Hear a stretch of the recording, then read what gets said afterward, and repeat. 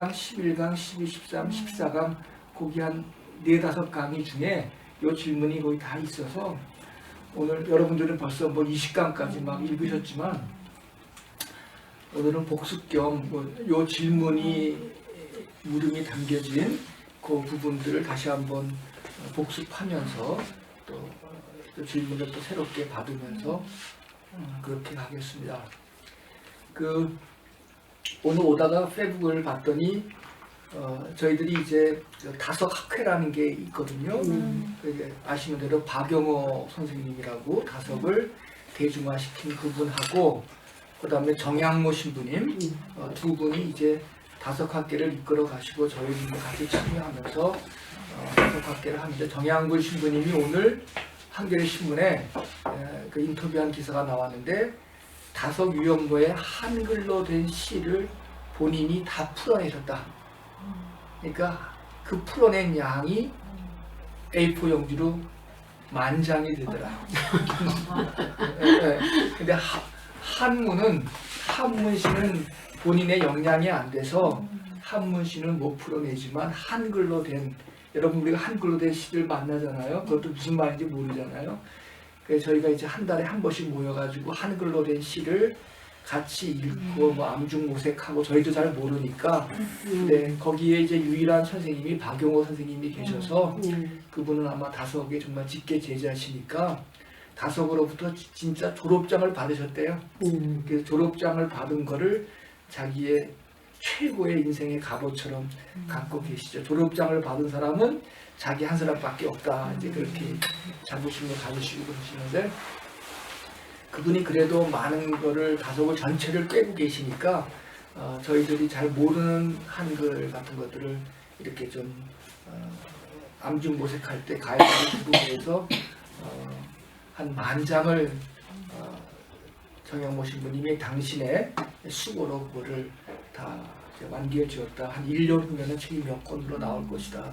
오늘 그런 기사를 오늘 한겨레 신문에 그랬습니다. 저희들은 나갔다 안 나갔다 그러면서 불성실하게 했는데 정양모 신부님하고 박영호 선생님 두 분이 끈질기게 붙들고 계셔가지고 때로는 저희들이 했던 거를 또 정리하셨고 때로는 본인들이 더 많이 하셨고 하면서 이제 그 작업을 하셨다고 얘기 들어서 아마 그렇게 되면은 다석을 연구하는 데 굉장히 많은 도움이 될 터인데 그래도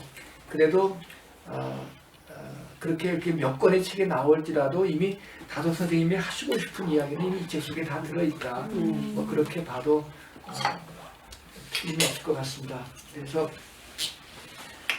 오늘 여러분들은 벌써 24강까지 나가셨지만 저는 10, 11 또 제가 읽지 않아도 된다는 뭐 주요 강의도 여러분들 읽으신 것 같죠? 아니 11강에 나와서 네, 10강, 11강 언급이 되니까 오늘은 이제 제가 그 얘기까지 여러분들이 안 읽으신 거 그것까지 어차피 이제 주역에 대한 걸 물으셨으니까 제가 뭐 주역을 다 알지 못하지만 하여간 다석 선생님이 말씀하신 그 요지만을 이야기하면서 오늘 10강이 진척을 시키겠습니다.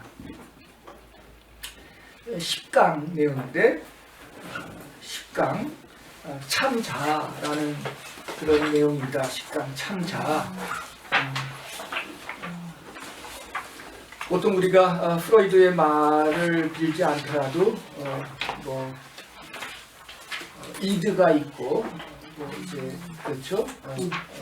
셀프가 자아가 있고 뭐 초자아가 있고 보통 인간을 그렇게 프로이드의 심리학에서는 그렇게 구분합니다. 이드는 굉장히 이제 욕망이 지배하는 그런 자신이고 이 자아라고 하는 것은 그 욕망에 이끌리지만 그러나 또 초자아라고 하는 게 인간에게 있어서 그 초자아가 이드로 욕망으로 끌리는 자신을 또 이렇게 제어해 주기 때문에 인간은 욕망으로 가지도 않고 또 초자와의 관계를 맺으면서 자아가 욕망과 초자 사이에 이드와 슈퍼이고 사이에서 이제 인간이 자아를 갈등 속에서도 그 자아를 유지한다. 보통 이제 그렇게 이제 프로이드 심리학은 그렇게 말하죠. 그래서 이드가 강하게 되면 욕망에 끌리게 되고 초자아가 강하게 되면 종교적인 인간이 된다. 그래서 이제 이 자아라고 하는 게 어디로 더 끌리느냐에 따라서 인간이 전혀 다른 성향을 갖고 인생을 살게 된다. 보통 그렇게 이야기를 합니다.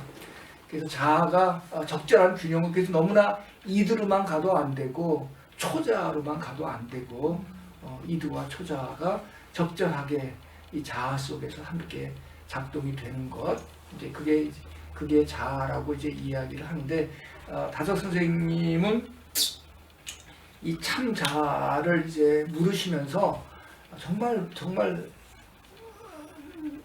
누군가라고 하는 그런 물음을 이렇게 이제 묻고 계신데, 이 물음을 물으면서 어떤 시골 바보의 그 우화가 생각이 납니다. 어떤 시골 바보가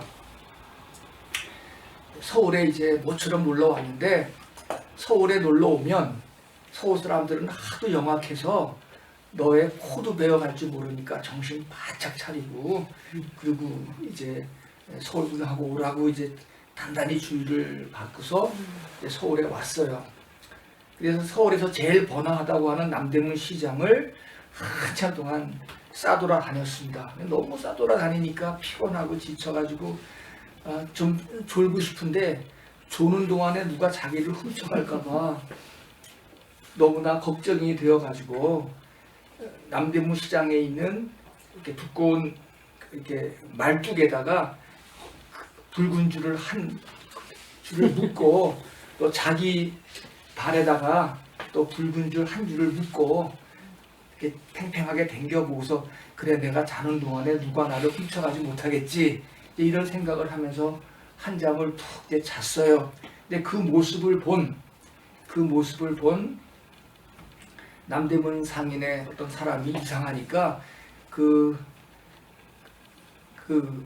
시골 바보의 그 발에 묶여있던 줄을 풀어갖고 대신 자기 발에 묶고 시골 바보가 깨어나면 어떻게 하는가를 이렇게 지켜보고 있었어요. 그러니까 한참 자고 나서 시골 바보가 깨보니까 붉은 줄은 없잖아요. 여기 내 몸뚱아리는 있는데 나는 어디 있지? 이제 그렇게 질문하는 거죠. 자기는 분명히 있는데 붉은 줄을 메었던 자기 자신이 붉은 줄이 없으니까 몸뚱아리는 분명히 여기 있는데 도대체 나는 어디 있지? 라고 하는 이제 그런 탄식을 하더라는 그런 이야기가 있는데, 이제 이런 이야기가 보통 설교에서 많이 인용이 되는데, 사람들이 그만큼 이제 참 자기를 많이 잃고 산다. 몸뚱아리는 있는데, 몸뚱아리로는 살고 있는데 참 자기는 많이 잃어버리고 산다라는 이제 그런 이야기를 할 때, 여기 내 몸은 여기 있는데 나는 어디 있지? 이제 이런 시골 바보의 우화를 통해서 그렇게 우리가 자기를 놓치고 살아가는 경우들을 그렇게 이제 많이 이야기를 합니다. 또 비근한 예로 불교에서는 시부도, 이 오강남 선생이 아마 같이 공부하는 어떤 여성학자와 더불어서 시부도에 대한 새로운 책을 최근에 이제 내신 걸로 아는데, 시부도도 유명한 책이죠. 10가지 소에 대한 그림인데, 그러니까 이제 본래 소라고 하는 거는 인간의 마음이에요. 근데 이제 소를 잃어버렸어. 어떤 사람이 소를 집안에 키우던 소를 잃어버렸어요. 잃어버리고 나니까 뭘 보죠? 소의 발자국이 어디를 갔나 보고, 발자국을 하다 보니까 소의 꼬피가 보이고, 소의 꼬피를 찾다 보니까 소의 꽁지가 보이고 하면서 소의 그림 10가지를 이렇게 쭉 그리는 건데, 소라고 하는 거는 인간의 마음이죠. 그래서 사람들이 소를 찾는다고 하는 말은 잃어버린 자기의 마음을 찾는 거죠. 잃어버린 마음을 찾기 위해서 소의 발자국도 찾고 소의 꼬리도 보고 소의 고삐도 찾는데, 이 소의 발자국이라든가 꽃비라든가 소의 꽁지라든가 이런 것들은 결국 뭘 말하느냐? 자기 마음을 찾기 위해서 위대한 사람들의 경전, 말씀들을 공부한다는 거예요. 그렇잖아요? 우리가 가석을 공부하는 것도 뭔가 우리가 찾기 위해서 공부하는 거죠. 이게 바로 그 소의 발자국 같은 것이고, 소의 꽃비 같은 것이고 이 발자국을 찾고 꽃비를 잡으면 뭔가 이제 알 것 같아서 이제 그렇게 찾는 과정이죠. 그게 이제 10가지 소의 그림으로 이제 인간의 마음을 찾아가는 과정을 그린 게 시부도인데, 그런데 시부도의 본래 뜻은 너는 한 번도 소를 잃어버린 적이 없다. 너의 바깥에서 너의 마음을 찾을 이유가 하나도 없다. 내 마음은 한 번도 너를 떠난 적이 없다 하는 것을 가르쳐주기 위해서 이제 시부도라는 게 있는 거죠. 자꾸 사람들은 자기 바깥에서 뭔가를 자꾸 찾으려고 그러는데, 어떤 종교적인 권위에도 굴복하고 하면 자꾸만 그러는데, 인간의 마음이라고 하는 거는 한 번도 인간을 떠난 적이 없다. 그래서 너의 본질을 알면 너를 안다. 그래서 이제 사서삼경이라고 하는 게 동양에서의 최고의 경전 아닙니까? 사서삼경이. 근데 사서삼경이라고 하는 거는 그렇게 엄청난 권위를 갖고 있지만 내 마음만 알면 사서삼경은 너의 마음의 각주에 불과해. 그러니까 사서삼경이라는 게 소의 발자국이고 소의 꽃비 같은 거야. 그걸 통해서 우리가 마음을 찾으려고 그러지만, 뭔가 배우려고 그러지만, 그거는 사실 사람의 마음이 뭔지만 알면 그거는 절로 알 수 있는 그런 것들이야. 근데 이런 것들이 동양에서의 가르침들인데, 다섯 유형도 여기서 이제 그런 맥락에서 이 참자라고 하는 것 도대체 뭔가. 그러면서 여기에 이제 부제로 밝은 것에 속지 말아라. 우리가 이제 태양을 꺼라. 다석이라고 하는 게 많은 저녁이라는 뜻이라고 했잖아요. 많은 저녁. 그러니까 이제 우리가 다시 한번 쳐보신 분 계시니까 말씀드리면, 이 빛이라고 하는 것 때문에 모든 게 다 드러나지만, 그래서 빛 때문에 크고 작고 이쁘고 밉고 높고 낮고 모든 분별의식이 생겨나지만, 또 빛 때문에 사실은 아름다움이 있고 추함도 있는 것이고 다 생겨나는 것이지만, 그러나 빛 때문에 정말 봐야 될 근본적인 것들을 우리들은 많이 놓치고 만다.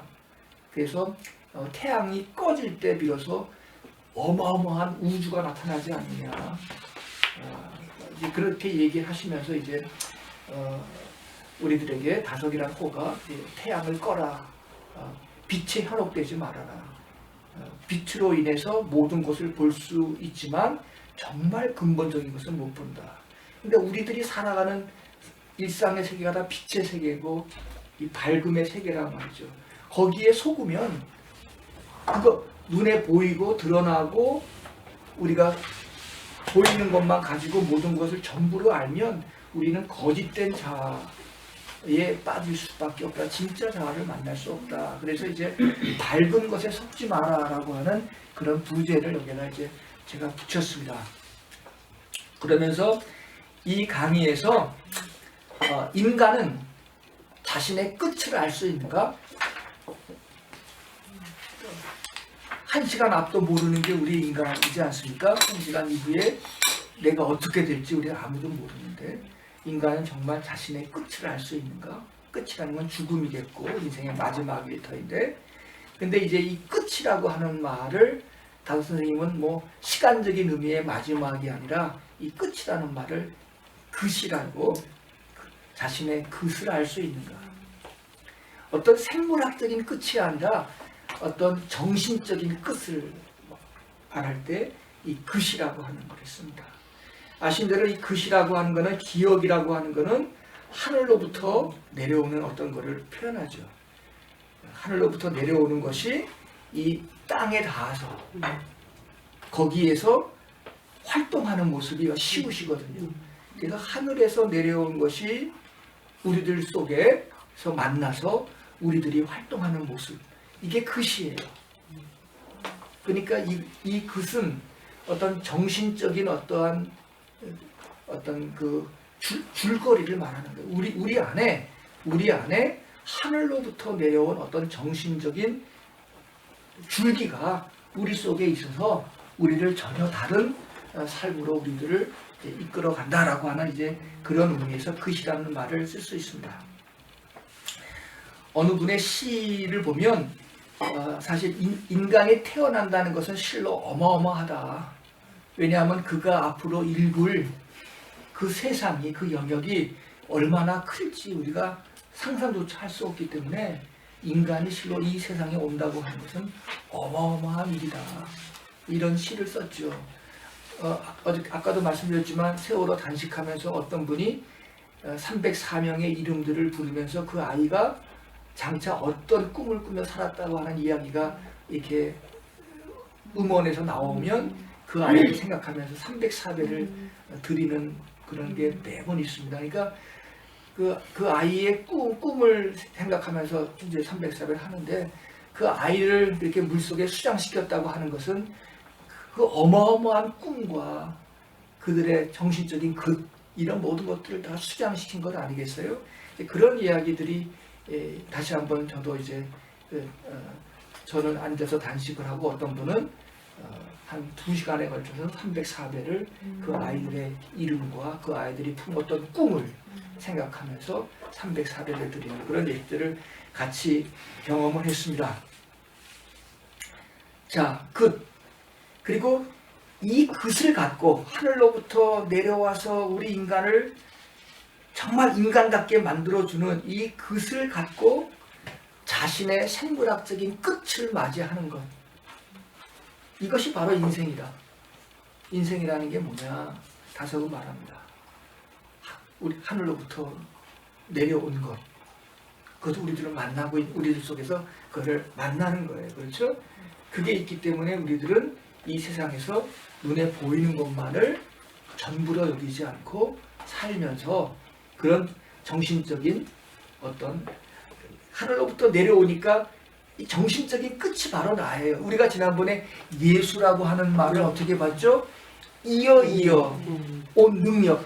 그러니까 이제 우리는 이제 예수라고 하는 말을 우리 구세주니 그렇게 봤지만 예라고 하는 말을 다 선생님은 순수 우리말로 예는 이어 온 거다. 그러니까 예수는 그 옛날부터 하늘로부터 이어 내려온 수는 우리말로 하면은 한문의 수는 우리말로 하면은 그게 이제 능력이라는 뜻을 갖고 있어요. 그래서 이어 온 능력이 바로 예수다. 근데 이어 온 예수만이 능력이 아니라 우리들도 하늘로부터 이렇게 이어 내려와서 우리 안에서 만난 그 어떤 우리 속에 있지만 나보다 더 큰 어떤 것이 우리 속에 있어서 그것이 우리들을 정신적인 존재로 만들고 가는데 이 것을 가지고 어떻게 인생의 끝을 우리가 살아낼 것인가. 이게 인간이 이 땅에 사는 목적이다. 선생님은 그렇게 보시는 거예요. 그러려면 항상 밝은 것에 속으면 안 돼. 눈에 보이는 것만을 전부로 여기고 살면 안 된다. 하는 이야기를 우리에게 이제 주시는 거죠. 그래서 말씀드린 대로 나 역시 예수의 예처럼 이어 여기까지 온 존재입니다. 그래서 이 한 것을 받고 이 땅에 온 존재는 한 것을 받고 이 땅에 온 나는 이제는 그 것의 끝을 보아야 돼. 아직까지 그 것이라고 하는 것은 인간 속에 이걸 좀 서양적인 용어로 말하면 인간 속에 주어진 가능태지 그것 자체가 현실태가 아니잖아요. 그렇죠? 그것 자체가 가능태입니다. 누구나가 그런 것을 다 갖고 있는 거지만 그것을 가지고 우리들의 구체적인 생물학적인 삶 속에서 그 끝을 이뤄내는 것이 현실태 아니겠어요? 그렇죠? 그 가능태를 현실태로 바꾸어 살아가는 것 이게 이제 우리들의 해야 할 일입니다. 그런데 이제 여기 우리들이 이런 것을 가지고 살아가는 우리들에게서 이 하늘로부터 내려온 한 끄트머리에는 그에서 뭐가 나와야 하는가 하면 이렇게 싹시 나오듯이 생각에 씨앗이 터야 되는 거예요. 이 것을 지녔다고 하는 것은 사람이 생각을 한다는 그런 말이에요. 어떤 생각을 할 건가, 어떤 생각을 키울 것인가. 그래서 다섯 유형거나 함석헌이나 이런 분들은 생각하는 존재가 되기를 우리들에게 바랬죠. 생각을 하는 거죠. 생각이라고 하는 거는 한문으로 보면은 살아있는 감각이라는 뜻이죠. 하늘로부터 내려온 그 심성 속에서 뭔가 이렇게 작은 씨앗을 틔우는 겁니다. 작은 씨앗을 틔워서 자라게 한다는 것. 그것은 결국은 또 뭐냐 하면 그거를 우리가 지금 여러 번 봤지만 가고 오고 오는 세월 속에 점을 찍는 거다. 그래서 그 점을 찍는다고 하는 것은 이 세상에 살고 있지만 이 세상과는 전혀 다른 시공간을 살아가는 일이야. 왜냐하면 이 점을 찍는다고 하는 것, 그것은 우리가 그 그것을 구체적으로 실현시키는 일이기 때문에 그래요. 그런데 이 가원찍기라고 하는 이 말을, 이 그것을 실현시킨다는 이 말은 결국은 지금까지 살아왔던 삶을 한번 끝내는 거죠. 그냥 깨끗하다 한번 깨어져서 끝이 나는 그런 현실, 그게 이제 가원찍기가 되는 것이고, 그것이 바로 그시 되는 거죠. 그시 된다고 하는 말은 다시 한번 자기 속에 있는 하늘적인 것이 싹을 키운다는 그런 말이 될 겁니다. 그래서 다섯군 여기에 보면 여러분들 디귿디귿이라는 말이 나오는 거 보셨죠? 디귿디귿. 이게 지긋지긋의 다른 말인데, 이렇게 이 과정이 100번 죽고 1000번 어려운, 그걸 또 백사천난이라고 합니다.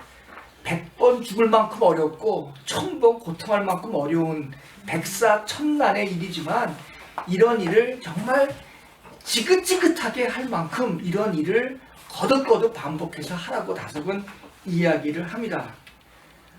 언제 이런 일이, 언제 우리 삶 속에서 가원찍기가 일어날지 모르지만 이 세상을, 이 하늘에서 내려온 것을 갖고 세상에서 제대로 한번 놀아보자 말이지. 제대로 한번 놀아보자. 이 세상에 매이지 말고, 눈에 보이는 것에 매이지 말고 한번 제대로 한번 자유해보자. 그래서 스스로 그러해보자. 어떤 것 때문에 그러지 말고 정말 스스로 그러해보자 라고 하는 이런 이야기. 그게 이제 이 세상에서 어떤 매임으로부터 자유로운, 그래서 가온을 찍는 이제 그런 이야기를 이제 이분이 이제 말하고 있습니다. 그래서 이분이 우리가 이 세상에서 가원찍기를 하지 못하면 우리가 도대체 한 끝인 거는 아는데, 그렇죠? 하늘로부터 내려온 끝인 거는 아는데 그 처음이 어딘지, 그 하나가 어딘지를 우리가 알 수 없다. 이제 그 유교에서는요, 지난번에도 우리가 감 대출 이야기했지만, 유교에서는 왜 조상이 그렇게 중요한가 하면, 오늘의 나를 알기 위해서는 나의 아버지와 어머니를 알아야 돼요. 또 나의 아버지와 어머니를 알기 위해서는 또 아버지와 어머니를 또 알아야 돼요. 이렇게 해서 40대를 위로 올라가면 2천만 명이 필요해요. 근데 그 2천만 명 중에서 단 한 사람이라도 그때 그분이 아니었더라면 오늘 나는 없는 거야. 그렇습니까? 안 그렇습니까? 근데 우리의 조상들 역사를 보면 일찍 상처를 하고 결혼을 3번, 4번 하신 분들도 많죠. 전쟁에서 죽은 분들도 많죠. 수없는 그런 우여곡절 속에서 오늘의 나를 잊기 위해서 그때 그분이 그 자리에 있었기 때문에 오늘의 내가 있는 거 아니에요. 그러니까 유교에서는 오늘의 내가 인간으로 태어난다고 하는 것이 그렇게 귀한 거예요. 오늘의 나를 이해하려면 조상을 알아야 돼. 그런데 유교는 조상만 알지 조상의 끝이 누구냐? 이게 바로 하늘인 것을 유교는 그동안 몰랐다는 거죠. 그래서 오늘 우리가 하늘을 어떻게 알 수 있느냐? 하늘을 어떻게 알 수 있느냐? 그 근본 하나를 어떻게 알 수 있느냐? 그거는 뭐 믿습니까? 아멘에서 알아지는 게 아니고, 그것은 우리가 자신의 것을 갖고 이 세상에서 가원짓기를 하는 순간 우리는 비로소 나로 하여금 그 하나에서부터 쭉 이어져 내려오게 했던 그 근본적인 하나를 그때 우리는 알 수 있다고 하는 거예요. 그러니까 우리가 지성이면 감천이라는 우리말이 계속 맞는 말이에요. 그러니까 우리가 지극하게 지긋지긋할 정도로 백사천만한 정도로 우리 속에서 그런 노력을 하는 순간에 바로 그 하나를 알 수 있다라고 이제 다석은 그렇게 말을 합니다. 그리고 이제 반대로 불교에서는 오늘의 나를 어떻게 이해하는가 하면 눈먼 거북이가 망망대해를 이렇게 빠져가지고 허우적거리다가 자기 목이 들어갈 만한 구멍이 뚫린 널판지를 만나가지고 그 널판지에 자기 목을 끼고 생존할 확률, 그게 바로 인간이 이 세상에 태어날 확률을 보는 거예요. 불교는 좀 뻥이 많아요. 뻥이 많은데, 그러니까 눈먼 거북이가 망망대해에 빠져가지고 허우적거리잖아요. 거북이도 뭔가 우지처가 있어 할 거 아니에요? 근데 바다에서 떠오르는 널빤지, 근데 거기에 마침 자기 목을 들어밀 만한 구멍이 있는 널빤지를 발견해서 널빤지에 목을 들이밀고 살을 확률만큼, 그렇게 인간이 태어난 것이 귀하다. 인간이 하나님의 형상을 입고 태어났다. 그렇죠? 기독교의 방식은 인간이 하나님 그분이 누군지 모르지만 어쨌든 하나님의 형상을 입고 우리 인간이 이 세상에 태어났다. 이것이 각각 자기 종교별로 인간이 이 세상에 태어난다는 것이 얼마나 귀중한 일인가. 그런데 그 맨 처음은 우리가 다 모르잖아요. 시원은 모르잖아요. 근데 그 시원을 그러면 어떻게 알 수 있냐? 그거는 바로 우리 인간이 이 세상을 살면서 자기의 것을 가지고 뭔가 우리의 현실 속에서 끝을, 그러니까 가온 찍을 때 가는 세월 속에 오고 오는 세월 속에서 자기가 원하는 점을 점심을 하는 거죠. 자기 마음에 점을 팍 찍는 거죠. 그 순간 자기는 여기도 시공간을 부르셨지만 그 순간의 시간과 공간은 영원이죠. 그렇죠? 그 시간은, 그 공간은 영원이죠. 바로 그 순간에 비로소 우리는 그 하나를 알 수 있다라고 하는 것이 다석의 이제 생각입니다. 그래서 나를 알려면, 나라고 하는 존재를 알려면 반드시 그것을 알아야 된다. 우리의 이름이 중요한 게 아니다. 사실 이제 우리가 이렇게 살다 보면 이름의 뜻을 가지고 있는 민족이 별로 없어요. 히브리 민족하고 중국과 이 한자 문명권밖에 없어요. 이스라엘 문명과 한자 문명권밖에는. 그러니까 뭐 독일에서 슈베르트, 유명한 슈베르트라고 하면 칼이라고 하는 뜻이고요. 유명한 신학자 칼 바르트는 수염이라는 뜻이고요. 또 뭐 카우프만, 그는 장사치라는 소리고요. 그러니까 자기의 직업 뭐 이런 걸 갖고서 이렇게 이름을 지었지, 이름의 뜻을 갖고 있는 사람은 이스라엘 히브리 문명하고 한자 문명권밖에 없어요. 그런데 다석은 그럼에도 불구하고 이름이 중요한 게 아니다. 저만 하더라도 우리 부모님이 늦게 얻은 아들이라고 이름을 3번이나 바꿔줬거든요. 뭔가 이름값을 하고 살라고. 처음 이름은 너무 가벼워 보이고, 두 번째 이름은 또 너무 무거워 보이고, 뭐 세 번째 이름은 어떻고, 그래서 이제 보통 이름을 그렇게 부모님들이 짓잖아요. 그런데 다석은 그런 이름도 중요한 게 아니고, 중요한 거는 바로 이 끝.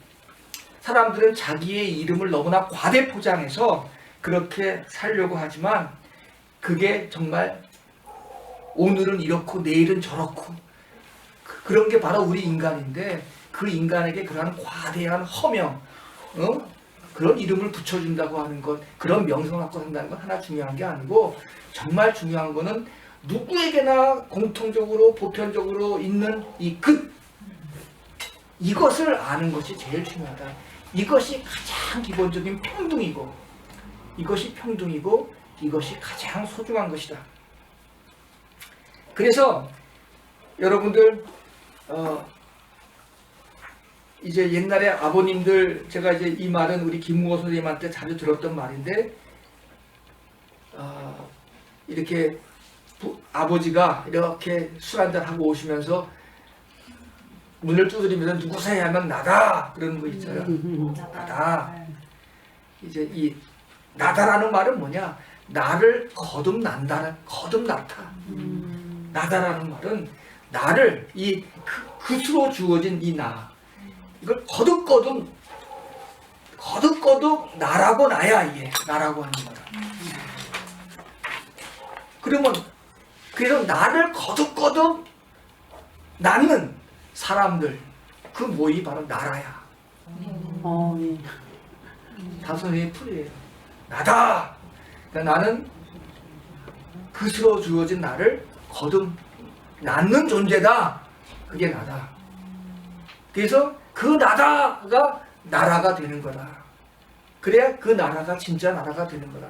나를 거듭 낳는 존재. 여러분들 저 일본에 가면 교토 옆에 나라라고 하는 옛날 백제하고 관계된 도시가 있다고 그랬죠.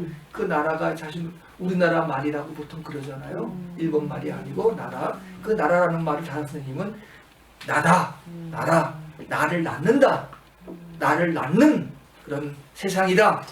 이게 이제 나라라고 하는 거죠. 그시라고 하는 게 그렇게 중요하다. 그것을 가지고, 그시 나에게 주어졌다는 사실을 갖고, 이 그시라고 하는 것을 자각하는 게 바로 참 자아다. 그 그것을 낳는 것이 바로 그 가능태가 현실태가 되는 거다. 그렇게 되는 국가가 바로 나라다. 이렇게 보는 거죠. 그래서 사람은 누구나 이 세상에 세상에서 이 세상을 향해 나가도록 그것을 갖고 태어났다. 그런데 이 세상에 나가도록 그것을 갖고 태어났는데, 이 그시라고 하는 것을 여러분들이 묻어주신 게 깃과 어떻게 다르냐라는 것이죠. 깃과 깃이라고 하는 것은 이 그시 모든 사람들에게 똑같은, 한문으로 말하면 분이에요. 일정 부분들을 다 가지고, 왜 이 깃이라고 할 때 새가 날려고 하면 깃털을 잘 다듬어야지 날 수 있잖아요. 그렇죠? 우리가 지난 시간에 습자 배울 때 새끼가 날개를 펴면서 그래야 나는 것처럼, 이 깃이라고 하는 게 새 깃이기도 해요. 이 깃이 없으면 인간은 날 수가 없어. 근데 깃이라고 하는 건 뭐냐? 이 그시라고 하는 것이 인간에게는 각각 일정 부분씩을 모든 인간이 다 가지고 있는, 태어난 거예요. 이 그슬. 그래서 이 그시라고 하는 게 어떤 그 인간 속에 주어져 있는 어떤 상태를 이야기할 때, 얘를 이제 그시라고 한다면, 깃은 그것을 할 수 있는 힘이 인간에게 주어졌다. 그래서 깃과 깃은 인간 속에 주어져 있는 하늘의 이치라고 말하면, 그 이치를 실현시킬 수 있는 힘, 같은 말인데 그거를 상태로 말하는지 어쩌면 동적인 능력으로 말하는지. 그래서 이때의 깃이라고 하는 것은 모두가 평등하게 그 일정한 부분들을 가지고 인간은 태어났다. 그거는 그런데 새의 깃털과 같다. 그래서 새가 날려고 할 때, 나가려고 할 때 깃털을 계속해서 다듬고 정리하면서 날듯이, 우리 인간이 그 깃을, 이제 우리 속에 있는 그 깃을 의지해서 그렇게 이제 자기의 삶을 그렇게 전개할 수 있다. 그래서 이제 나가도록 하는 깃이 누구에게나 있고, 그리고 그 깃으로 사는 것이 바로 깃이다. 깃으로 사는 것이 깃이다. 그게 날개짓하는 것이다. 이제 그런 이야기들을 이제 그렇게 이제 하면서 이제 이런 배경에서 주역도 말씀하시고 기하학이라고 하는 것도 이제 말씀을 하십니다. 주역이라고 하는 것을 마리오 선생님은 일단은 계물성무, 여러분들 기억하시지만 계물성무라는 말은 뭐냐면은 물건을 열어서 물건을 밝혀서 그 어떤 물건으로 하여금 그 역할을 다 하게 하는 것이, 그러니까 사람으로 하여금 그 끝을 밝혀서 기수로 살 수 있도록 하는 것이 계물성부란 뜻이거든요. 그러니까 주역이라고 하는 거는 꼭 사람만이 아니라 여기 보면 뭐 물도 나오고 산도 나오고 뭐 여러 가지 이제 그 8개의 형상들이 나오지 않습니까? 우레도 나오고 바람도 나오고 연못도 나오고 다 나오는데 그 물건의 성질을 밝혀서 그 물건들로 하여금 자기 역할을 충분히 다 하게 하는 것. 한마디로 말하면 주역 역시도 다섯은 성경만큼이나 중요한 책이 주역이다, 동양에서. 왜냐하면 인간의 끝을 밝혀서 인간으로 하여금 그 역할을 다 하게 하도록 인간을 이끄는 책이 바로 주역이다. 그렇게 이제 선생님은 보고 있는 거죠. 그래서 주역이라고 하는 거는 일단 변화의 책이다. 변화의 책. 그래서 변화의 책이라고 할 때 이제 역이라고 하는 말은 변한다는 뜻이고, 그런데 변하는 것 속에 변하지 않는 것이 또 있다. 그걸 이제 불역이라고 그러고, 그러니까 역에는 변하는 것도 있지만 변하는 것 속에서 변하지 않는 것도 있다. 그래서 우리가 이 말을 이제 아리스토텔레스라는 서양 철학자를 말을 들으면 모든 것이 다 변한다. 그러나 변하는 것 속에 변하지 않는 것이 부동의 동자가 들어있다. 그게 바로 이제 아리스토텔레스는 신이다. 뭐 그렇게 이제 설명을 했는데, 변하는 것 속에 변하지 않는 것이 있다. 이렇게 이야기하면서, 그러면 왜 이 세상은 그 모두가 다 끝을 가지고 있는데,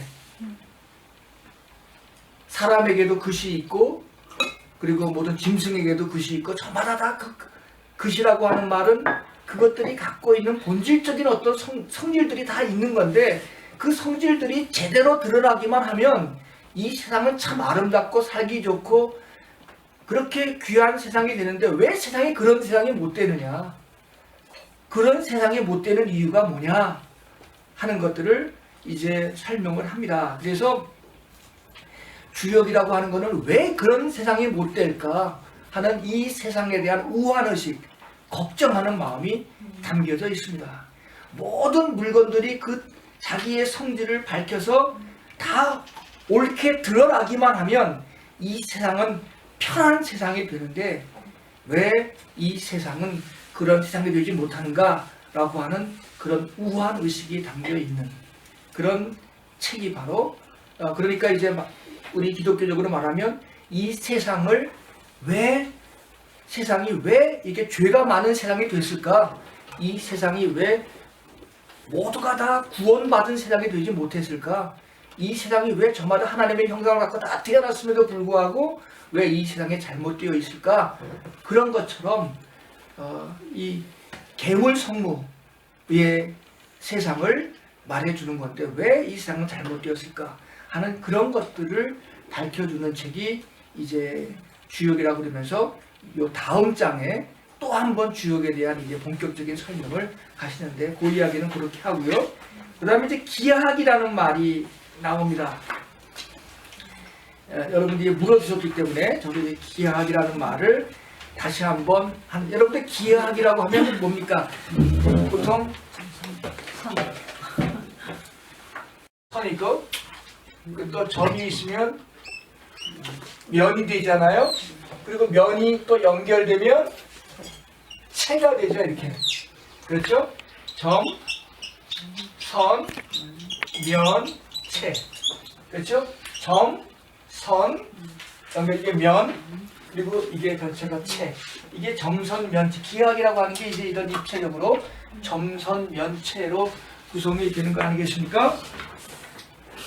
그런데 선생님은 재미있게, 자, 우리가 체면치레한다는 말을 많이 하죠. 인간이 체면, 그러니까 이 얼굴 치레하는 거죠. 아무것도 없으면서 체면치레하고, 실제 자기 자신은 아주 빈곤하면서 부자인 척하고, 그리고 속에 들은 것이 아무것도 없으면서 외적으로 화려하고 아는 체를 하고, 사람은 이렇게 이게 지금 기하학인데 사람도 이런 체면으로 산다는 거예요. 체면. 우리 얼굴 체면이죠. 저기서 말하는 체하고 면하고 같은데 이 체면으로 사는 이유가 왜 그럴까? 이 빛 때문에 그렇다는 거예요. 빛의 세계 다 드러나니까 하루하루가 그래서 밝은 빛에 취하지 말아라. 이 빛 속에는 항상 거짓이 들어있다. 그래서 우리는 면과 면이 접해서 선이 생기고 체가 생기는데 이 모든 것은 이 점과 선과 면과 체는 서로 다 넘나드는 거야. 다 넘나드는 거야.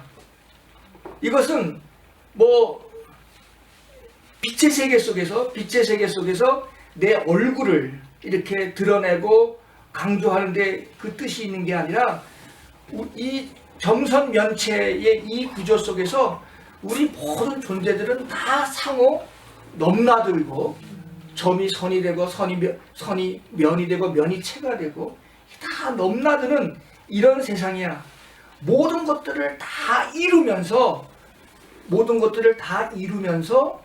그러나 점이 나는 점이다라고 강조하지 않고 선이 나는 선이다라고 강조하지 않고 면이 또 나는 면이다라고 자기를 주장하지 않고 또 체가 체라고 주장하지 않는 거야. 이 점선면체가 점이 선이 되고 선이 면이 되고 면이 체가 되면서 서로가 서로를 넘나드는 거야. 이 빛의 세계 속에서 자기 체면만 드러내는 그런 우리들의 일상의 모습과는 달리 점선면체라는 것은 모든 것들을 다 이루면서도 자기 자신을 드러내지 않는 것. 이게 노자 도덕경에 말하는 무의자연과 같은 거예요. 아무것도 하지 않는 것 같지만 모든 걸 다 하는 거죠. 그래서 우리가 옛날에 보면은 이제 거짓 위자가 있지 않습니까? 거짓 위자가 있는데 거짓 위자에서 무이라는 말은 거짓이 없다. 무라는 말은 요 인자를 떼어버리는 거잖아요. 예. 네. 그러면 무의가 되는 거죠. 사람 인변에 할위가 있는 게 거짓 위자 아니에요? 근데 무의라는 말은 요 사람 인자를 갖다가 떼어버리는 거예요. 그러면 무의가 되잖아요. 그러니까 우리가 성경에 보면 아무리 좋은 일을 할지라도 내가 했다는 의식을 갖고 있으면 좋은 일이 못 되는 거예요. 그게 성경에는 오른손이 하는 거를 왼손이 모르게 하라. 어떻게 오른손이 하는 거를 왼손이 모르게 할 수가 있어요. 그건 불가능한 일이지만 그 속에 담겨져 있는 말은 아무리 좋은 일이라도 내가 했다는 자기라는 의식을 갖고 하면 그 일은 결코 좋은 일이 될 수 없다고 하는 거예요. 이 세상에서 제일 부담스러운 사람이 누구냐 하면 내가 너 도와줬지 이걸 꼭 기억하고 있는 사람. 우리는 꼭 기억받기를 원하고 그걸 인정받기를 원하잖아요. 그건 이제 윤리의 세계, 도덕의 세계에서는 가능하겠지만 종교의 세계, 이 고차원의 세계 속에서는 그거는 자기가 한 것조차 있는 거예요. 없는 거예요. 했다는 의식조차 없어져야 그게 바로 오른손이 하는 것을 왼손이 모르게 하라는 거예요. 체와 면과 선과 관계가 그래요.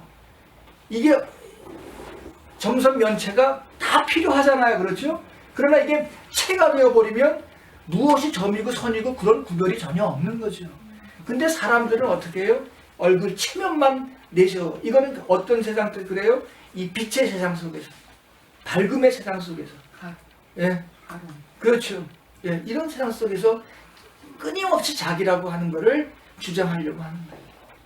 이런 우리 일상에서 이 밝음의 세상 속에서 이런 체면 치대하는 이런 삶을 하지 말라고 다섯 선생님은 이 점선면체를 가지고 기하학을 말하면서 모든 것들을 다 이루지만 자기를 주장함이 없는 이 기하학, 점선면체의 이런 삶을 이렇게 말하면서 지금 노자 도덕경의 무의자연. 그러니까 무의라는 말은 아무것도 한다는 말이 아니라 내가 한다는 의식 없이 하는 게 바로 무의예요. 자연이 바로 그거 아니겠습니까? 스스로 그러함이죠. 스스로 그러합니다. 내가 뭘 어떻게 해서 그런 게 아니라 자연이 그러한 거죠. 그래서 저는 이제 저는 그래서 이제 은총이라고 하는 거, 우리 자꾸 기독교에서 은총이면 하나님이 뭘 복주고 뭐 그런 걸 은총이라고 그러는데, 은총이라는 게 뭔가, 저는 그래서 은총을 우리 기독교적인 용어로 보면은 적색 은총과 녹색 은총이 있다. 적색 은총은 보통 이제 예수 그리스도가 인간의 죄를 위하여 죽으셨다는 이제 그런 그 보혈을 뜻하는 적색의 의미로 이제 적색 은총이라는 것, 그것도 뭐 내가 뭐 어떤 나의 공로와는 관계 없는 거잖아요. 그렇죠? 내가 어떻게 한 게 아니라. 그러나 그것만 있는 게 아니라 기독교에게는 적색 은총이 있다. 적색 은총이라는 게 뭐냐?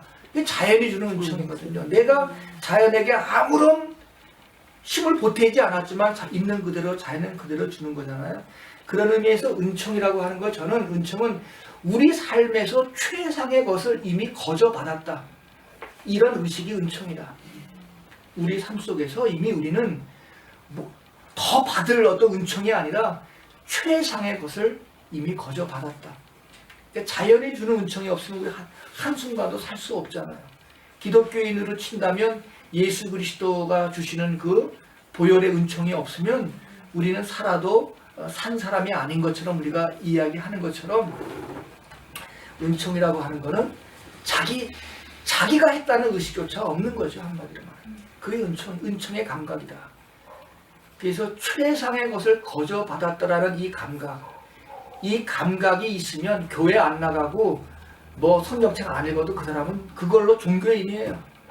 그러나 교회 나가면서 하나님 뭐 더 주십시오, 뭐 이런 그 은총의 감각을 잃어버리면 형식적인 종교인이 될 수 있어요. 실질적으로 그 사람은 무신론자들이에요. 이미 우리들은 최상의 것을 거저받은 사람들이야. 왜? 자연이 주는 은총, 자연이 없으면 한순간도 살 수가 없는 사람이죠. 그러니까 바로 이제 다섯은 그런 면에서 이 있는 그대로의 세상은 이런 세상인데, 인간은 이 기하학에서 말하는 체와 면, 이거 여기도 체와 면이 있잖아요. 그런데 이 기하학에서 말하는 체면, 자연의 체면은, 노자 도덕경의 체면은 자기 없이 모든 걸 다 이루고 있는데, 인간은 이 빛의 세계 속에 살면서 그런 체와 면을 가지고 그것 위에서 꾸미고 거짓되고 끊임없이 사람 인변에 할리 거짓을 범하면서 그렇게 인간이 살면 되겠느냐. 이게 바로 괴물 성부가 되지 않는 이유다. 괴물 성부가 되지 않는 이유다. 모든 이 사물들이 자기의 본성을 드러내서 서로 이롭게 하면서 살아가야 되는데, 우리 인간이 말이죠. 인간이 그런 존재가 되지 못하고 계속 사람인자, 자기 아자, 이걸 또 우리가 지난번에 말한 대로 한문에 자기 아자는 손에 뭐가 들어가 있다고 했어요? 창을 들고 있는 형상이다. 남을 찌르며 살아가는 거죠. 우리 인간의 존재가 거짓을 범한다는 것은 남을 또 해하면서 살아가는, 이러면서 이제 이 주역의 세계가 이렇게 이것도 이 세상을 잘 되게 만드는, 우리들을 나아가도록 만드는, 그렇잖아요. 이 긋을 가진 인간이 나아가도록 만드는 그런 책인데, 인간이 결국 그렇게 못 사는 이유는 바로 이런 이유 때문에 그런 것이다. 그래서 여기에서 이제 여기에 사석이 강조하는 것은 밝은 것에 속지 말아라. 속지 말아라. 그러니까 체면치레 하는데, 그래서 이제 다른 선생님이 어느 중간쯤 읽으면 나오는데 벌써 읽으셨는지 모르겠어요. 이제 제가 얘기했죠. 다석 선생님은 이승만과 갈등했어요, 정신적으로. 함석헌은 박정희의 시대와 갈등한 분이에요, 시기적으로. 그런데 이승만과 갈등할 때 이승만 대통령이 자기 양자를 드렸다고 신문에 아마 대서특필하게 이제 그 프란치스카 여사하고 자식이 없었던 모양이죠. 그래갖고 이제 양자를 들여갖고서 자기의 이제 대를 이었다라는 이야기를 신문에 크게 대서특필이 됐어요. 그랬더니 다섯 선생님이 곧바로 나라의 수장이 되어가지고 정신적인 자기를 낳는 일에 관심 안 하고 그 육체적인 대를 잇는 일에 저렇게 관심하는 이런 쫄짱부 같은 사람이라고 이승만을 향해서 아주 대놓고 욕을 한 적이 있습니다. 자기를 낳는 존재가 대통령이어야지, 예? 그런 자기를 낳지 못하고 기껏 한다는 이야기가 양자 들였다고 이렇게 세상을 이렇게 경축하라고 막 이렇게 들볶는 그런 게 도대체 무슨 나라냐. 그건 나라가 아니다. 이렇게 말했던 것도 있습니다. 그래서 이제 기하학이라는 말은 이제 그래서 나온 말이다. 체면, 인간의 체면에 대해서 기하학에서 말하는 정선면체는 이런 겁니다. 이런 식으로 이제 다른 선생님이 하여간 이 체면이라는 말을 가지고 기하학이라는 말을 생각해 내신 것 자체가 또 독특한 선생님의 그런 발상 아니겠어요? 그런 점에서 기하학이라는 말이 나왔다고 생각이 듭니다. 이 11강에 보면 이제 주역에 대해서 조금 더 얘기가 나옵니다.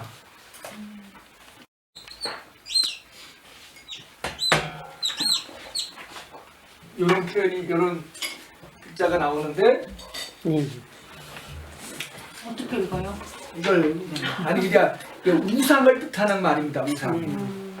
그래서 이제 몸과 마음, 선생님에게는 항상 중요한 것이 이제 몸과 마음인데,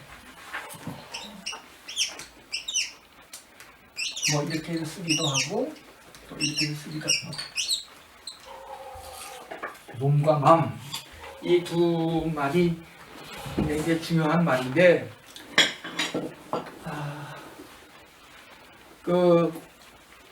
우리들 일상사가 어디에 늘 매이고 그리고 또 늘 모으고 그렇게 살아가는 게 우리들의 일상사다.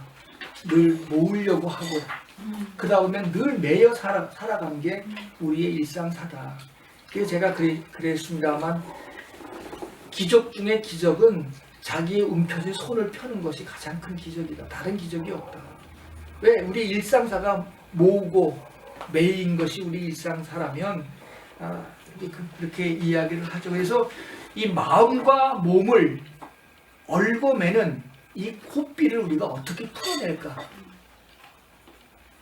우리가 마음과 몸을 얽어매는 뭐 쉽지 않죠. 이걸 뭐 자식들이 있고 또 걱정해야 될 뭐 가족들이 있고 뭐 등등 이렇게 하다면 어려운 일이지만, 그래도 마음과 몸을 얽어매는 그 고삐를 어떻게 풀어낼까? 왜 이 말이 중요한가 하면, 인간은 정신적인 존재인데 바로 인간이 정신적인 존재라고 하는 것은 자유다. 스스로 그럴 이유가 있는, 어떤 매이는 게 아니라 스스로 그렇게 그럴 이유가 있는 존재. 이런 점에서 인간은 평등한 거죠. 자유하다고 하는 것. 그래서 이 자유라고 하는 말을 굉장히 중요하게 선생님은 생각했습니다. 이게 정신의 본질이 자유야. 마음과 몸에서 그 마음과 몸을 얽매이는 고삐에서부터 인간이 어떻게 하면 자유할까?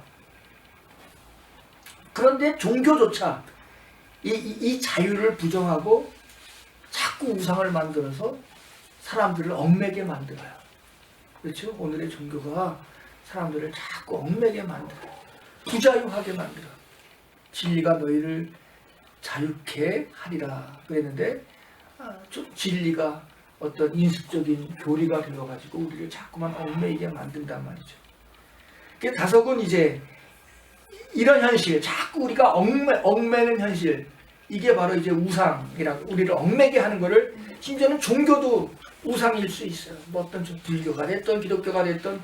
그래서 그 우상을 뜻하는 말로 이런 말을 어떻게 읽는지는 몰라요. 이거를 우상을 뜻하는, 이 우상이라고 하는 말은 매여 사는 삶을 너무나 당연하게 여기는 거야. 매이고 모으는 삶을 너무나 당연하게 생각하고 살아가는 거야.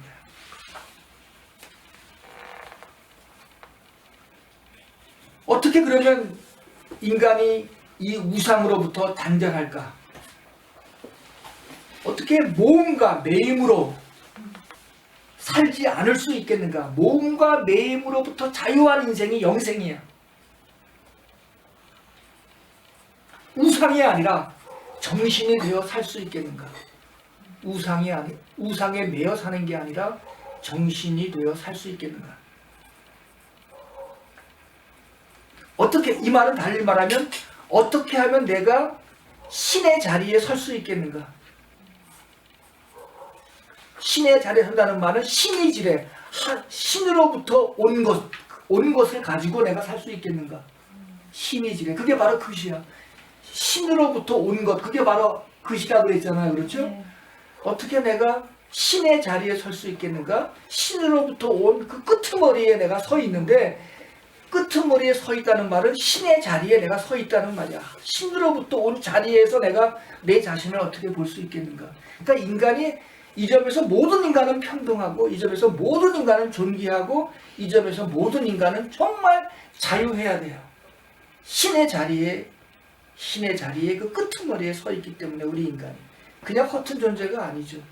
아까 말한 대로 수천만 명의 조상들 덕에 오늘의 내가 있는 것이고, 그리고 그 바다 물고기가 그 어려운 확률을 뚫고서 살았던 그게 바로 인간이고, 그리고 우리 인간이 또 하나님의 형상을 닮았다는 기독교의 말도 있으니까 바로 그런 거예요. 어떻게 하면 그렇게 될 수 있을까? 매이면 죽고 놓으면 사는 것이 자연의 이치야. 매이면 죽고 그걸 놓으면 사는 것이 자연의 이치야. 어떻게 우리들은 이렇게 살 수 있겠는가? 그래서 여기에서 이제 중요한 말이 불성무문이라는 단어입니다. 중용에 나와 있는 단어인데,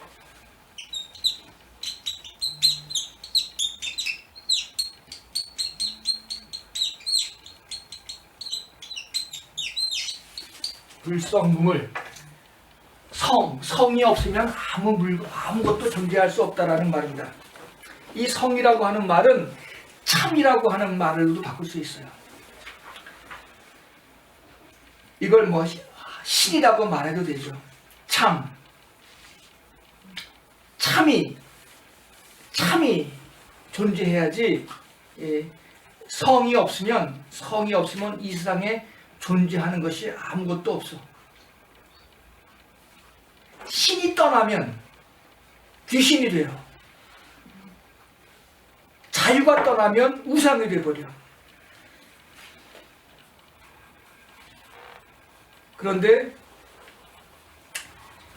우리 속에 참이 있는가? 우리 속에 이제 신이 있는가? 참이 있는가? 성이 있는가? 이제 이걸 다섯은 묻습니다. 그래서 중용에서 말하는 불성무물, 참이 우리 속에 있을 때 정말 값진 존재가 된다, 이야기를 합니다. 그래서 주역이라고 하는 것은 결국 뭐냐?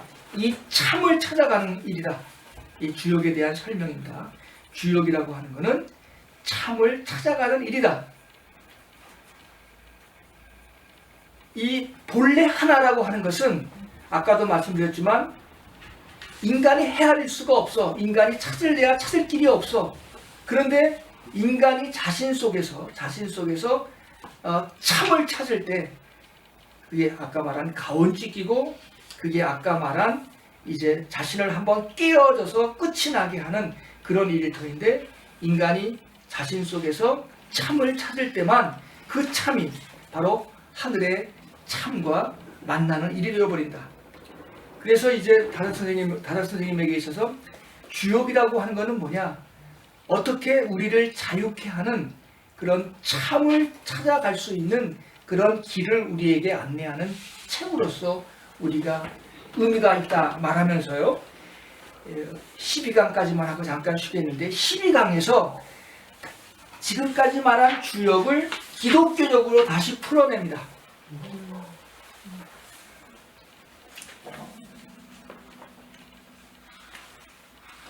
그래서 아까 말한 대로 주역 역시 성서만큼 인류를 위한 정신줄이다.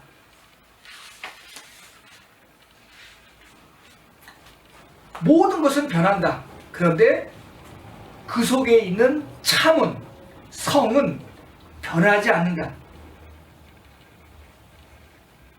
변화 속에서도 변하지 않는 것, 모든 변화를 주관하지만 그러나 변화를 있게 하지만 그 스스로는 절대로 변하지 않는 것, 그게 바로 참이고 그게 바로 성이고 그게 바로 귀일, 원래의 하나야. 우리 인간은 모든 변하는 것 속에서 변하지 않는 것, 그 정신줄, 그 하나를 붙들고 살아야 돼. 그거를 붙들지 못하면 인간은 어떻게 되느냐? 귀신의 밥이 된다. 그러니까 귀신에게 제물이 되어버리고 만다. 우리 인간도 하나님을 제대로 알지 못하면 종교의 제물이 되고 말아요. 종교가 이용하는 그런 대상이 되어버리고 말아.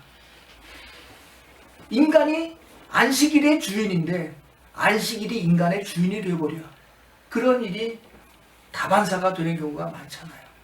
그래서 이제 정신줄을 붙잡고 살아야 된다.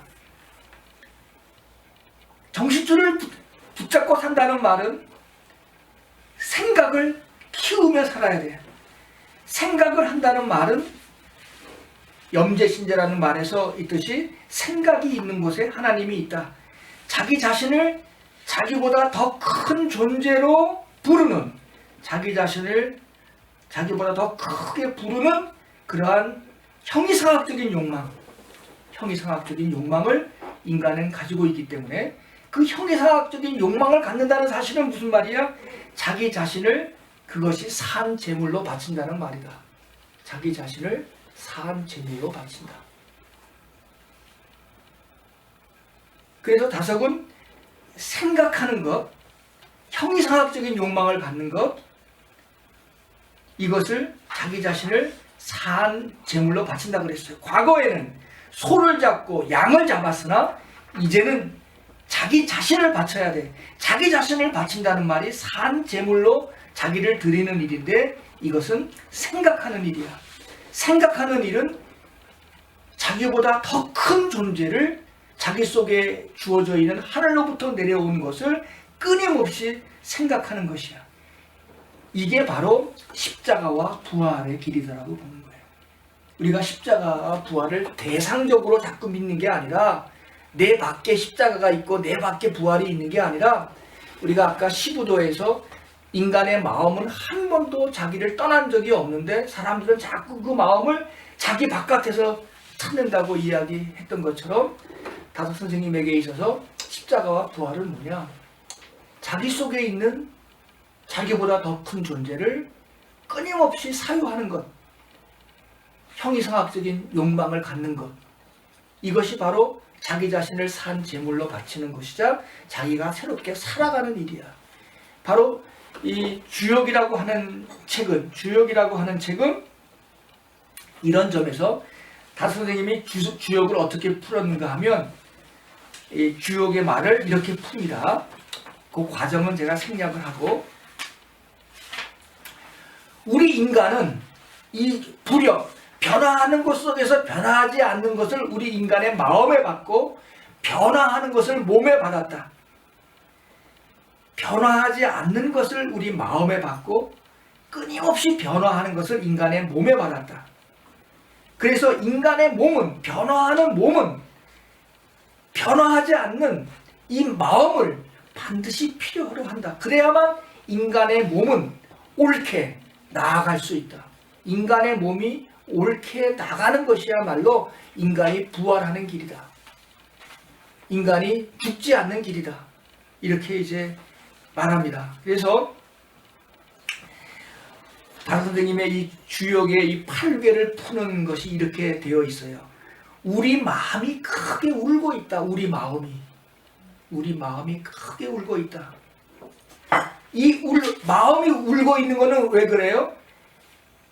이 변하지 않는 어떤 그것이 우리 마음속에 담겨져 있기 때문에 변하지 않는 이것을 우리 마음이 갖고 있기 때문에 우리 마음은 그것 때문에 우리 마음이 울고 있어. 이것이 울고 있는 이 울고짖음을 우리들 이마라고 하는 것은 임을 마주한다 그래서 이마거든요. 우리의 이마로 받아내야 된다.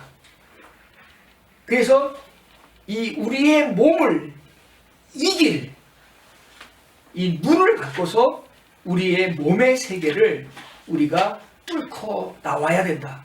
이 변화의 세계 속에서 우리가 변화하지 않는 것을 우리가 끝까지 붙들어야 한다. 이것이 바로 십자가와 부활이다. 이렇게 말하면서 마음의 울음을 우리의 이마에 이고 살아라. 마음의 울음을 변하지 않는 그 참을 우리의 이마에 이고 살라. 그래서 우리들은 이마를 갖고 있다.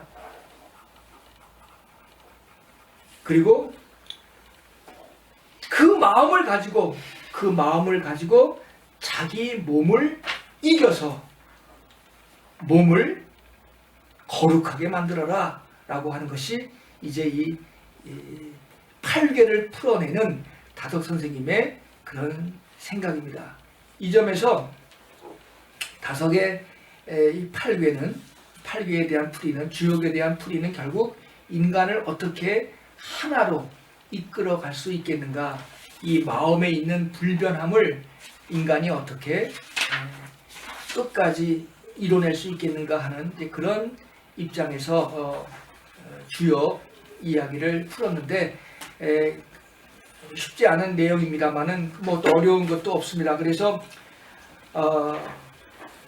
다락 선생님에게 있어서 이제 무사야 무이야라는 말이 이제 중요한 말이 한 마디가 남아 있는데, 이 말은 사무사라고 하는 말과도 같아서 인간이 어떻게 하든지 그 마음에 간사함을 품지 말아라. 생각에 간사함을 품지 말아라. 마음이라고 하는 것은 항상 참을 그리워하는 울음을 가지고 있는 것이 바로 마음이다.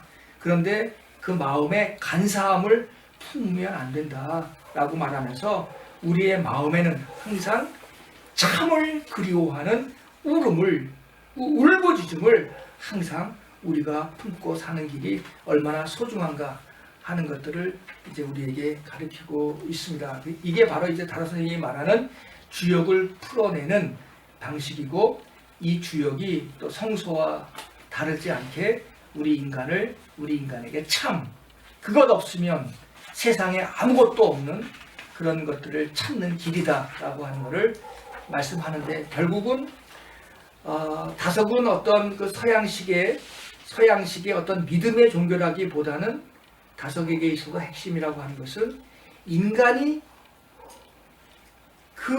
그새 끄트머리 속에 있기 때문에 인간이 그 끝을 가지고 자신의 끝을 이룰 때 그 끝에 처음 있는 것은 우리에게 그때 알려줄 수 있다.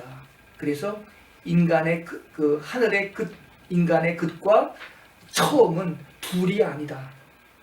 본래 있는 그 하나와 인간 속에 주어져 있는 끝은 둘이 아니다.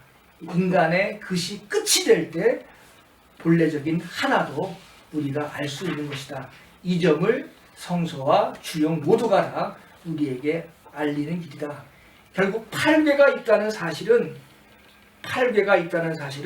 근원적인 하나가 있다는 사실을 우리에게 말해주고 있지 않은가.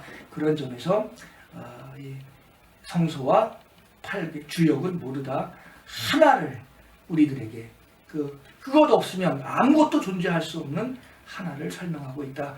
뭐 그런 걸로 이게 주역에 대한 이야기를 이렇게 다락 선생님은 푸시는 것 같습니다.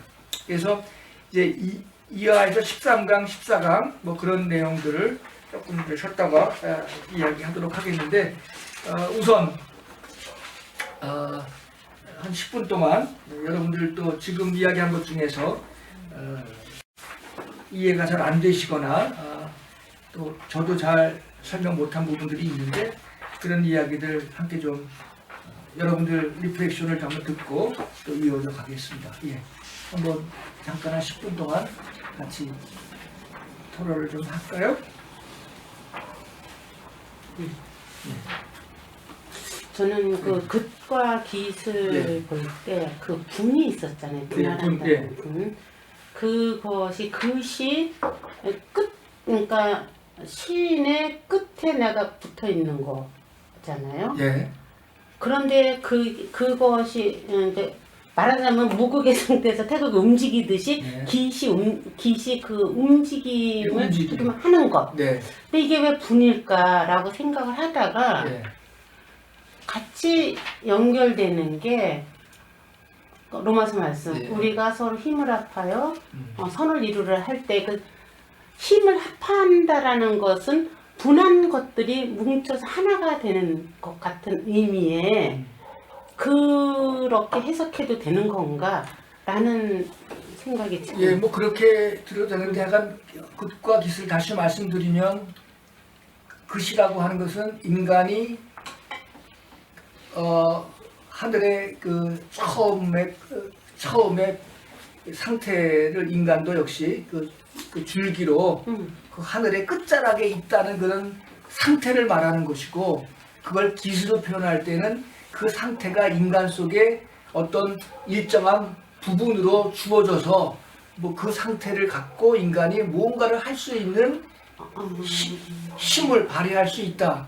하나는 이치고 하나는 능력이고 뭐 그런 의미로 그렇게 그 긋과 깃을 그래서 긋이 이제 긋이 땅에서 받은 거라면 깃은 이제 의가 이로 된 거 아닙니까? 네네. 그러니까 인간이 이제 땅 하늘로부터 받은 그것을 인간이 고추 세워서 하늘로 날아갈 수 있다, 하늘에 이룰 수 있다라고 하는 어떤 역동적인 어떤 그런 걸 말할 때 이제 깃을 쓰고 있는 것 같아요. 네, 그거는 충분히 네네. 이해가 됐는데 왜 거기 자꾸 부분이라는 단어가 들어가게 되는지를 모르겠어요. 부분이라기보다도 분이라는 말은 어떤 신적인 속성이 일정하게 그 사람에게 속성처럼 주어져 있다라는 것이죠. 뭐 부분이라는 것보다는 부분을 해석하면 그건 아니고 예. 일정한 신적 속성이 그 사람 속에 네. 다 주어져 있다라고 하는 의미로 분이죠. 네. 예. 한문으로 쓸 때는 분이라고 쓰고 있더라고요.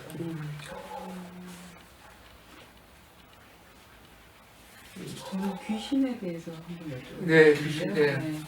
선생님 이 책 중에서 선생님이 항상 적으시라는 게 네.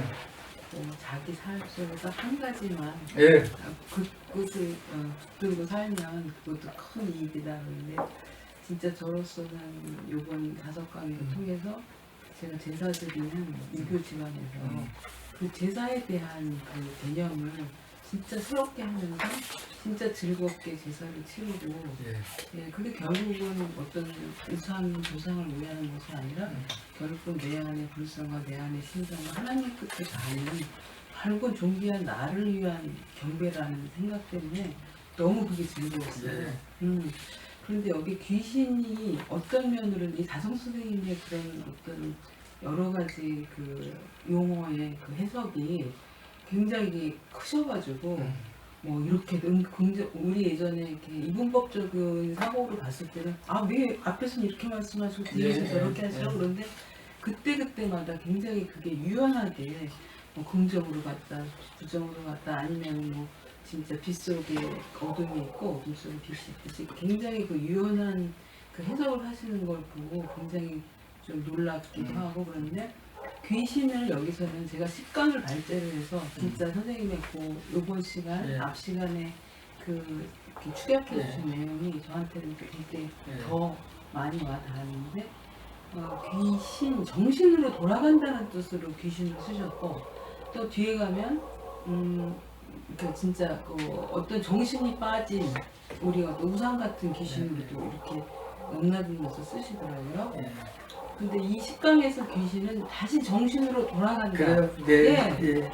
그 이제 잘 보셨어요. 근데 이제 보통 이제 귀신 하면은 돌아가고 펼쳐지고 그렇죠?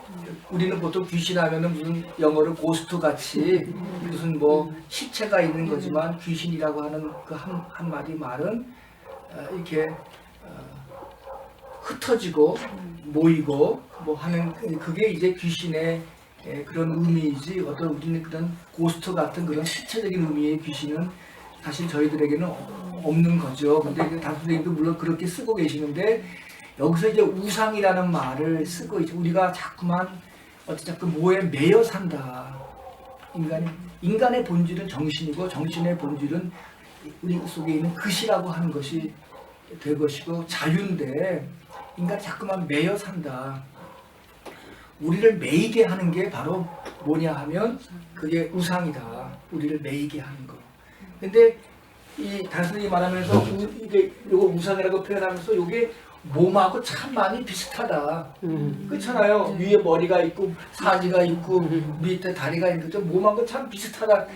본인이 그려놓고서 아 이거 참 몸하고 비슷하다 우상이 이렇게 이야기 하시거든요. 책 속에서. 그러시면서 결국 이제 몸이 자꾸만 우리를 매이게 하지 않느냐. 몸이 자꾸만 우리를 매이게 하지 않느냐. 그렇게 이제 말씀하시면서 바로 우리를 매이게 하는 게 우상인데 그런 우리를 매이게 하는 우상이라는 게 바로 귀신이다.